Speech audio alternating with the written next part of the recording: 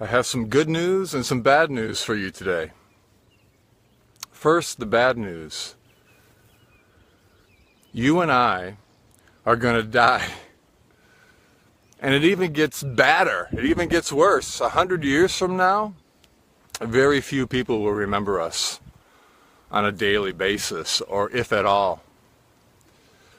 Well, thanks for that downer, Bill. Thanks for depressing me this morning. But the good news is we can come alive and live fully before we die. And I don't know about you, but I lose perspective.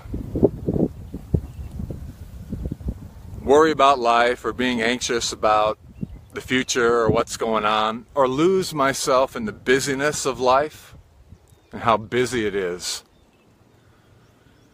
And I so easily lose perspective on what's most important and perspective on life and how to live it well. There is a beautiful passage in Psalm 90, and maybe on Memorial Day as we reflect on the sacrifice of those who have gone before and the freedom that they've given, and we reflect on that dash, between the dates that they were born. I'm going to go over here where maybe it's a little less windy. Reflect on that dash, the dash between the dates of a life lived well. A beautiful psalm, Psalm 90. It is the great perspective giver in order to remember what's important in life.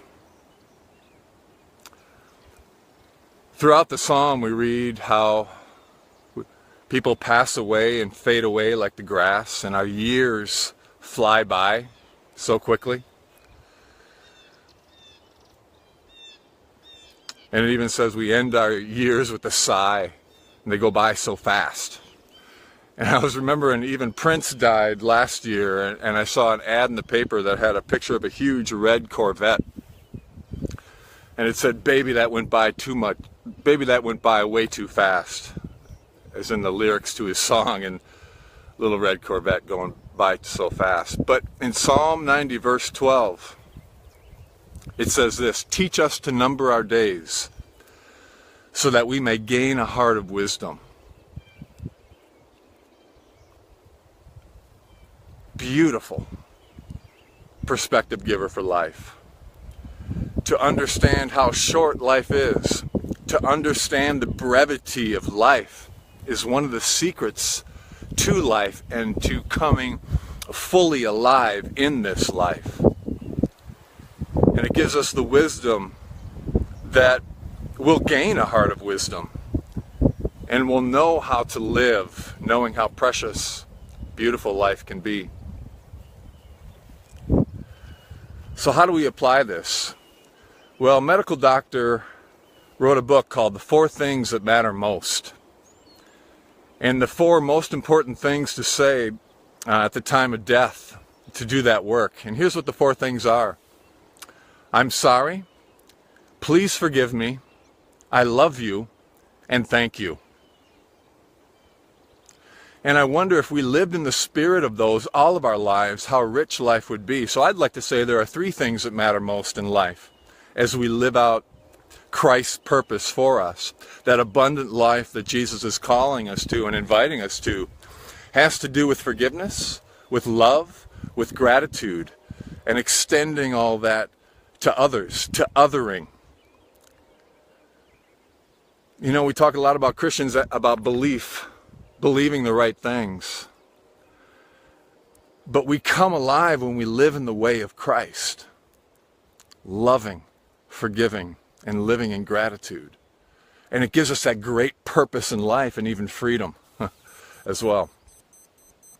So maybe one simple, practical way to live out Psalm 90 verse 12 today is, if it's not too late in your place where you live, go find some lilacs.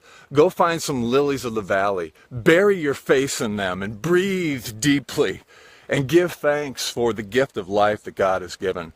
I think there's also a Buddhist expression that emphasizes Psalm 90 verse 12. It says, of all the animals, the most supreme footprint is the one of the elephant. Of all the meditations on mindfulness, the most supreme is the one on death. So in the Celtic tradition, they say Sona, and they greet each other in Ireland daily with Sona.